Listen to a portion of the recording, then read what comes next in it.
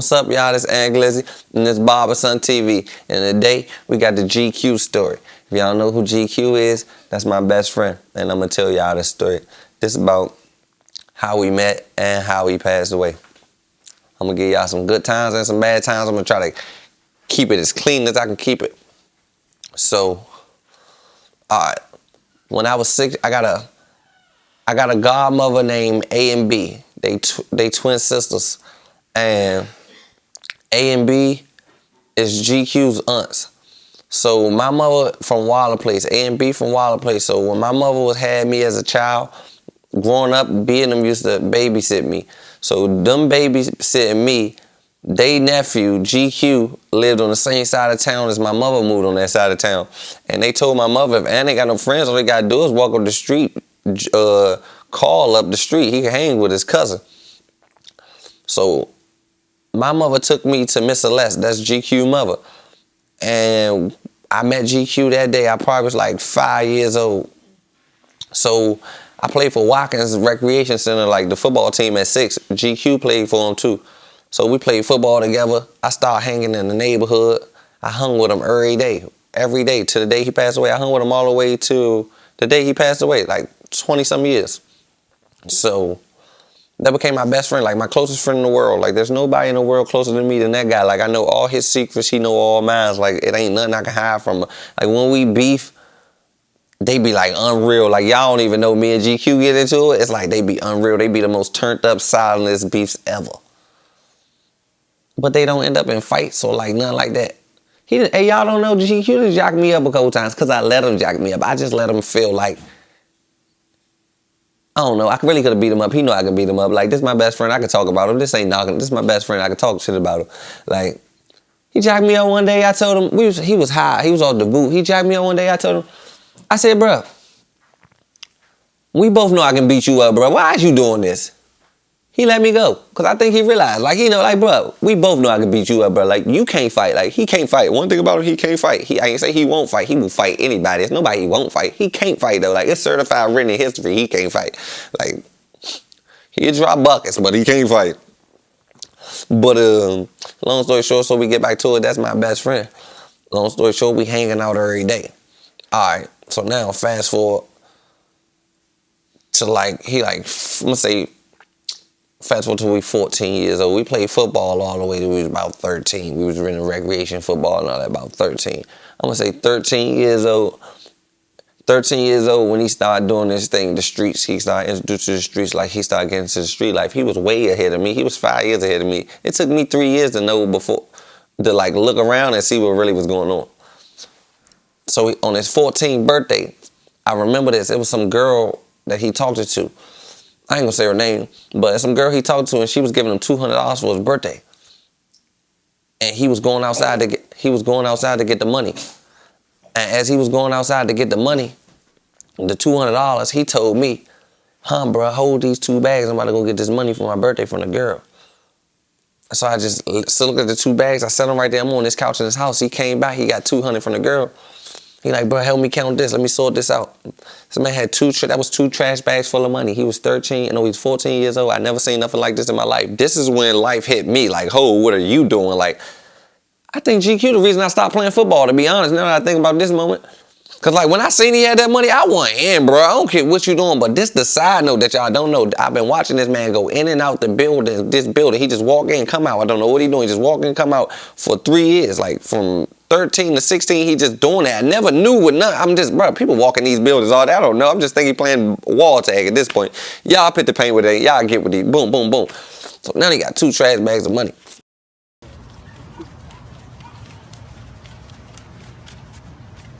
We count up, he got like 40,000. I'm gonna say like 36,000 to be exact, because that's what we counted. I'm like, bro, you stingy and shit, bro. Like, you crummy, bro. Like, I had to pull on, like, bro, you crummy. Like, what you talking about? Like, bro, you just took $200 from that girl. You got all this money, bro. You should have gave her $200 for your birthday. He's talking about, nah, bro, because if you don't get the money, that's when you start acting weird. That's when they gonna know I'm really getting money, bro. It's like they already see me buying all this Hugo Boss and all these outfits. They don't know what none of this is, bro. My mother buying me this.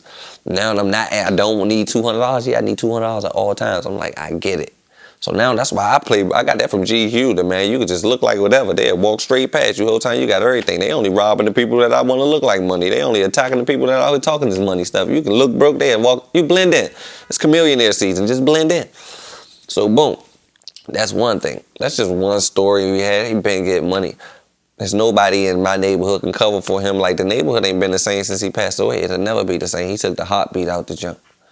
But I'm not even really from that neighborhood. I told you I'm from down the street. I just moved in the neighborhood. I'm from 14th Street. He from 11th Street, like 3 blocks up. I'm only up there because my best friend. So when my best friend died in that neighborhood, I left the same day. I never been back since. Like, I haven't been back. I'm not going back. Like, I ain't got nothing against the hood. It's just like PTSD. My best friend died here. I'm going to traumatize. I'm going to have trauma from this. Nobody going to understand me. But let's get into the crazy part of the story. All right. So one day we all outside. This fast forward years later. This the day he died. We outside. We just chilling. Everybody outside. It's probably like 50 people outside. We in a courtyard neighborhood. It's like a college campus. It's a gated community. It's a whole gate around the whole neighborhood. So a car pull up maybe a mile away. Some guys stick they. So a car pull up like a mile away, and some guys stick their guns through a fence and shoot at just an open crowd. There's kids out there. It's everybody out there. It's like a courtyard full of people.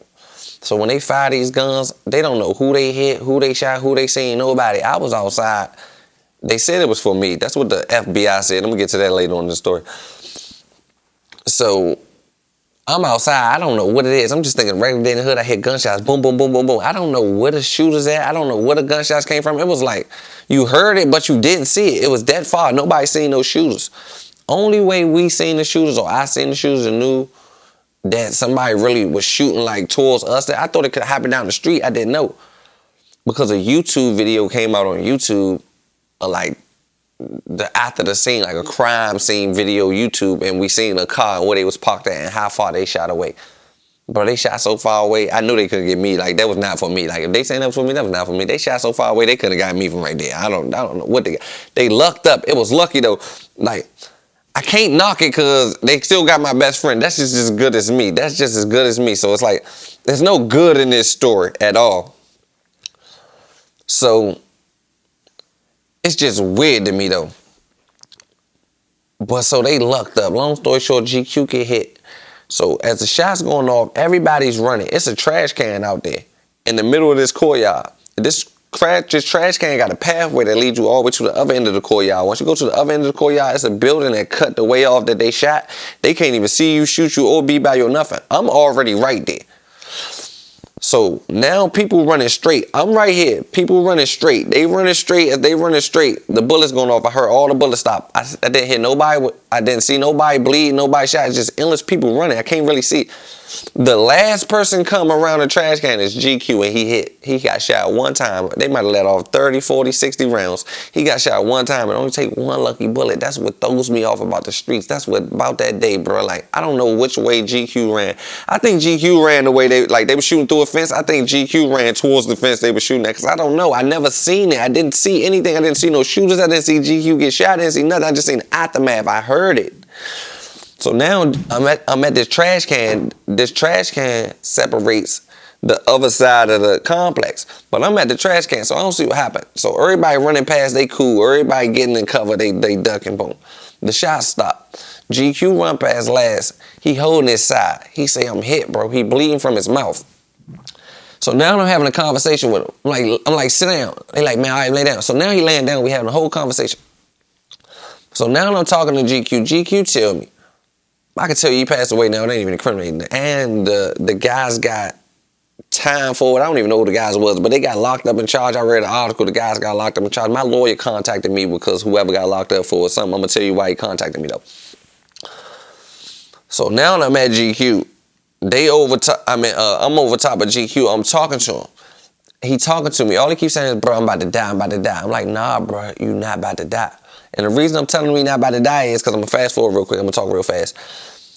Prior to that, a couple years before that, my brother got shot 32 times. 32 times. I looked out the window and a car was beside my brother's car shooting the car. My brother was slumped over the wheel. I ran outside. I seen my brother. I was the first one to the car. I grabbed my brother's neck. It was some white paramedic outside, some white guy. It was like 8 o'clock in the morning. It's a rainy day, the day after Christmas. Some white guy was outside. He was a paramedic. The only person outside was a paramedic walking the dog. I don't know what this was God. He came, I'm in the car, I'm holding my brother. My brother kept saying, I'm about to die, man. I'm about to die. He's like, I'm just about to die. He just kept saying he's about to die. I'm like, bro, you ain't about to die. You ain't about to die. The ambulance came and the police came like 20 minutes later and said, who is that? They asked my brother's name. Was it your brother in the car? And I'm like, yeah, hurry up. Send the ambulance. Send the ambulance. They heard it was him. They like, nah, they already think he dead. They ain't need to send an ambulance or nothing. I'm like, man, he's still alive. The ambulance. Long story short, the white dude that it was the paramedic that was already on the scene, he was walking his dog outside the early morning. He got CPR training. He hopped in the car, put a white shirt around my brother's neck and squeezed it something. He just got out the car and walked off. I swear, like out of a movie. It sounds unreal. I promise you this really happened. Now my brother back to conscious. He talking. The pressure from the bullet wounds in his neck, I don't know what it is. He's spitting up blood, but he got a puffy jacket, so he got feathers and all that. But I'm gonna get off this story. I'm gonna say this in another story time. So long story short, my brother got shot 32 times, the head, everywhere. Long story short, the one of the bullets broke his arm hanging. He shot up. I was talking to him the whole time, like, you ain't gonna, he kept saying, I'm gonna die. So now that I think about it, the ambulance took 30 minutes to come. The ambulance came, took him to the hospital. But now that I'm into the story, I talked to my brother for 30 minutes straight. I think that might have kept him alive. Like, he didn't die. My brother's still alive right now. Like, I'm going to tell his part of the story. It's like a Netflix movie. Once I tell his part of the story and it connects, it's going to get real. But I got to wait. Like, I can't, I got to think of that story out, a way to clean it up. But, so my brother didn't die. I talked to him for 30 minutes in the car, like a whole 20, 30 minutes till the police come. That's what at least what it felt like. And he didn't die. He got shot everywhere you get shot in the body. He's supposed to die. He was out the hospital in 4 days. He discharged himself. The rest is history. But back to GQ. Now I'm holding GQ. GQ telling me he about to die. I just went through this. I always got to see my loved ones at their worstest moments, bro. Y'all don't know what I seen in my brain, bro. I got to see the blood. I got to see them at they last moments. They telling me they dying, and I really see them dying. Like, y'all don't know my pain, bro. So now GQ telling me about to die. I'm like, bro, you ain't about to die, because I done seen this before. I done been in this position. So I'm holding the wound for him. He holding the wound. Hey, they killed my best friend. Now he resting. I gotta say my prayers and count my blessings. Damn, I miss my best friend. He tell me to get. He say, bro, I got weed on me. Get the weed off me. In case the police come on, I won't catch no charges when weed was illegal at this time. So I go in this dip and take the weed. I'm real I got my hand in my man drawers. It's my man here. I don't want to catch no charges. This is what we on. I don't care about that. So I get his weed. He had 10 grams of weed. He had exactly 10 grams of weed. He had 10 grams. Just remember, I said he had 10 grams. Long story short, now that happened in the neighborhood. That happened GQ in the hospital. He go to the hospital. Now he in the hospital. He on the tubes and stuff. He didn't die that day. He died 2 weeks later on a ventilator. Like, they pulled the plug on him. They was keeping him alive with the machine. He was still alive on the machine for 2 weeks after that. After by the trash can, after he got shot. So out of the 10 grams that I took off him, so now, boom, now the police looking for me. Now the police looking for me just because in the neighborhood my name is ongoing, a lot of stuff going on in the city, people talking, they got witnesses and all that. Now this all going, now the police looking for me because I took 10 grams off him. His girlfriend went to the hospital. His girlfriend went to the hospital with GQ, and GQ went to the hospital. He was on the tubes. The girlfriend called me on the phone and said, man, yeah, what GQ had on him? He had some weed and some money. You took his money because I'm trying to smoke. I know he had some weed on him. I said, bro, he ain't had no money. If he had some money, I wouldn't give it to you anyway. I hung up on him. My best friend on the ventilator. I ain't trying to talk to no females. You the same female. He take $50 over your house and hide the money with me because you gonna steal from her. This my friend. Like, I just hit you. Like, you ain't really hit. Like, yeah, I'm hit you and told him I hit him. Like, hit you, and we laugh about it. You just don't know. You goofy. Like, then his baby mother did the same thing. Like, so the detectives went to the hospital while he was on the ventilator. Long story short. And I told you that she called me, asked me about the money and the weed. I said he only had 10 grams on him. Just back to the 10 grams. He only had 10 grams on him. So I went on her. So now the detectives questioned her at the hospital about the shooting, what's going on, what her boyfriend got going on the street. She told them everything she could tell them, everything she know. We used to hang in her house, so she told them everything she could know. I get subpoenaed because I took the weed off GQ and me and him connected. They know some Glizzy murder gangs. I don't know, some shit they made up that the girl told her when she got investigated. So now that's a subpoena for me. They want to question me. So now the police then subpoena me. So now I'm ducking the police. I'm trying to duck them and all that. I ain't been in the neighborhood in 2 months. I ain't been in the neighborhood. I ain't outside. I ain't doing nothing. I'm trying to stay low-key under the radar because that just happened. I'm trying to figure out life. I'm trying to just pinpoint everything, what's going on, trying to figure it out. So in the midst of me, I breezed back outside one day. Now I breezed back outside.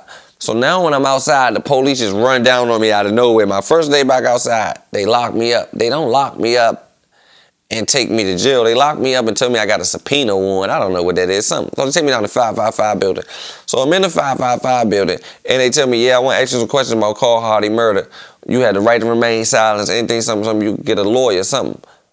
But I know my brother, that got snatched by the FBI from my brother a couple times. I know when you go in this building, you get the lawyer, they send you down a lawyer building, you come back with him, you don't say nothing, and they don't send you to no grand jury or nothing. So I know, like, I ain't saying nothing. I'm like, all right, I want to get the lawyer. So they told me I can go down to the court building and get the lawyer and sign up for the lawyer or something and come back with the representation. So I said I was going to get the lawyer. I never went and got the lawyer. I took my ass home. Like, even with the subpoena and all, I took my ass home.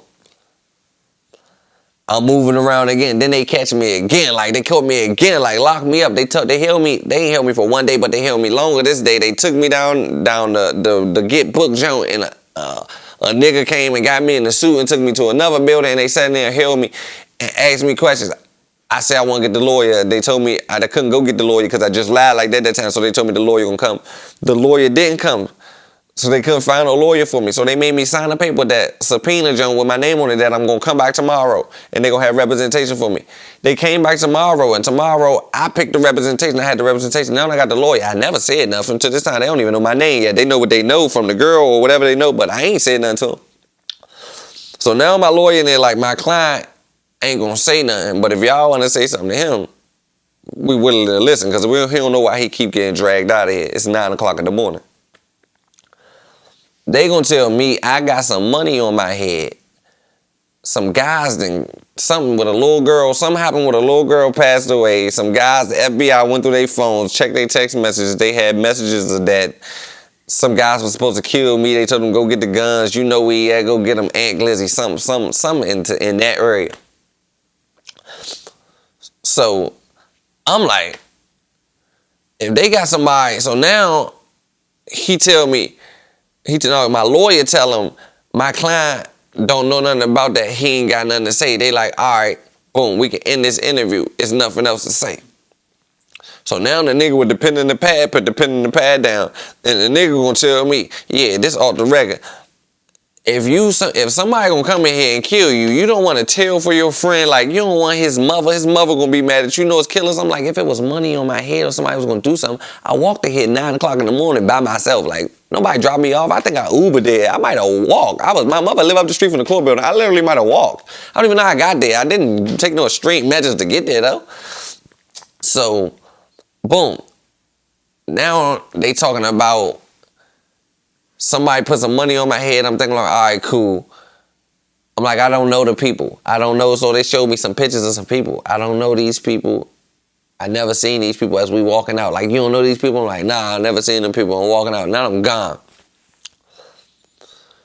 I'm out of it. I didn't say nothing. They know that again. I swear, y'all, if they can leak a video, don't y'all know they be doing them criminals like leaking the video of the person in there? If any jurisdiction got that video of Aunt Glizzy when they grabbed me for my best friend, cause y'all posted on like one of these junks that make me look sweet, cause I was letting my nuts hanging there. You just thought they had the whole, hey, bro, you just thought Instagram was in there with me. I was in there fake. Look, check this out.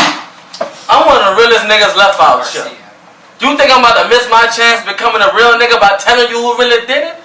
Know them. And when I left out, I knew, hey, bro, first of all, I wasn't facing no jail time. This had nothing to do with me, like anything at all. They was trying to get me the scared tactic, of me scared of some guys. Like, I wasn't facing no time, no pressure or nothing. It's like, tail, I ain't coming in the tail, bro. I've been facing 60 years, I'm still with the tail. So I'm in there swagging, I'm in there feeling good. Y'all know me bluffing, vicious poker face in there bluffing. But really in the back of my head, I'm like, dang, somebody trying to kill me. It's crazy. I gotta go reevaluate. Let me go see what's really going on. But you know, trying to turn up to the max. That's what they wanted me to do, but I couldn't turn up because I'm gonna tell y'all the problem. A video had came out on the Ring camera of some guys. Them guys had got locked up immediately after that. And some other things had happened to another shooting that it got connected to. I don't even know. I'm not even into the court part of it. So they end up getting locked up. The guys are locked up at the time that I'm getting subpoenaed, and they grabbed me like a couple months later. The guys are locked up. So they telling me guys' name. I don't know. They trying to show. I don't know. I don't know what it is. I really say I don't know. So I didn't end up on no paperwork. Paperwork came out, and Glizzy ain't in that shit nowhere, no nothing. I don't even know how my name got in there because the girl said my name and the guys. All right, so now let's get to the guys who they locked up for the shooting. They locked some guys up for the shooting. The guys that got locked up for the shooting, they had to sit down with the prosecutor. I got the black and white paperwork. I'm going to show y'all. You niggas rats, nigga. You talking about? You niggas hot on GQ, you niggas hot. So look, that's what happened, y'all. I'm chilling. Some page at me. Don't know this nigga from a can of paint. Nigga at me and some paperwork. There goes some paperwork again. Nigga at me. Boom. I'm like, what the is this? Again, some paperwork. Boom. Here go a nigga talking about, I ain't your hot brother, this, that. Now the nigga say Quincy Grievance did not argue with the something in trial about Aunt Glizzy, something. Now he trying to clear his name. This document right here is not in DC court files. Like, we can't search this document. Somebody probably made this junk on a piece of paper for him, try to clear his name real quick, but like, this junk don't got the court. Like, you can go Google search his name right now, and I'm gonna give you the statement that's really in there. Like, out of here, like, every day. This nigga is just always always on something. But like, think about it like this. Let me tell y'all something. These niggas hide as shit. The little Wellington niggas, them little niggas, I don't even know who they names is. Not the whole Wellington, just them little niggas, them little niggas that keep saying my name and shit, bro. Them little DF niggas hot as shit, bro. You niggas hot as shit. Like, I can tell y'all hot. When I tell y'all hot, the police, all right, then let me just tell you this. It's a case. If it's a case going on. If it's a case going on. Just anyway, just think of this. It's a random person. It's some shooters. No, matter of fact, it's some niggas who got locked up. It's a random person and a dead person. The random person ain't said no names. The dead person can't talk. So who the is saying these names? And Glizzy ain't locked up for murder, and Glizzy ain't get shot, and Glizzy shouldn't be in this at all. What the is you niggas saying my name? Then you ass niggas telling the police I killed somebody, I should be responsible. It's another third. You niggas hot. You niggas the police. I don't care what you talking about. Why is my name in anything? Just make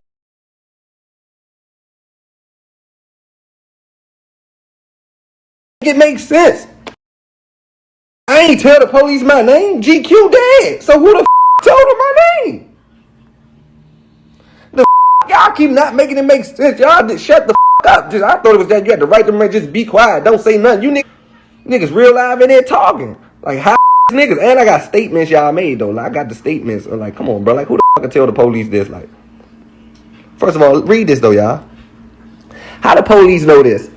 The prosecutors further arrest with some Hardy, a part of the Glizzy murder gang with Aunt Glizzy and the defendants. Like, what the is you talking about? Like, a random person died, a nigga died, cool. Like, niggas die, like, nigga died in QC. They ain't talking about QCP, like, or like extraterrestrial. Like, come on, bro, get the out of here, bro. King Von, they ain't put Dirk name in no King Von murder. Like, when King Von, his name wasn't in, like, Lil Durk was something. He wasn't in that, bro. Lil Durk name is not in the paperwork of that. Like, what's up with you niggas? You niggas is the police. You niggas trying to get y'all way out of jail, so y'all over there just talking. GQ dead. I ain't talking to no police. So where is this information coming from? You hot niggas. You police niggas. How the you pull up the killer nigga and then you tell on him? Like, the is wrong with you niggas? Like, you niggas. Who raised you niggas? I ain't been calm. I ain't been humble. You niggas hot. They had to sit down with the prosecutor and told them, Aunt Glizzy is the third person, like the solo person. It's a third person. It's a third party that the solo person is Aunt Glizzy that is fully 100% responsible for this murder. Like, he committed it. So, like, the guys who killed my best friend, or allegedly, I don't even know if they did it. I didn't even see nobody. These just some guys, they got found guilty. I don't even know them guys. Never seen them before in my life. Never beefed with them. Never got into it with them. Never Never liked the picture. I don't even know them from nowhere in the world, like ever. I promise y'all. So they get locked up. Their defense was, I did it. They told her, Aunt Glizzy not in this case, y'all. I'm not in this case. I'm not nothing. I'm not in this at all. I only got in this case because of they text messages saying they gonna kill me, and they phones that they got taken by the FBI, and they statements that they told to the prosecutors and they defense that Aunt Glizzy did it. So basically they were saying, Judge, you let us out of jail. Put Aunt Glizzy in jail. He can do the time. We'll be out here and they'll still be real niggas. So this is for anybody in the world that understand this, that know these guys or anything. I have paperwork with their name on it, governmentally signed, that they put my name in a murder. I was not shot. I was not a shooter. I was not supposed to be involved. Why are some guys that's getting convicted for murder saying I murdered somebody and put me on a murder case? They was there to kill me or rat on me. If they can't beat you, they can't join you, they'll send you to jail. So I'm here to tell you that DF stand for the fuck flaming Barberson.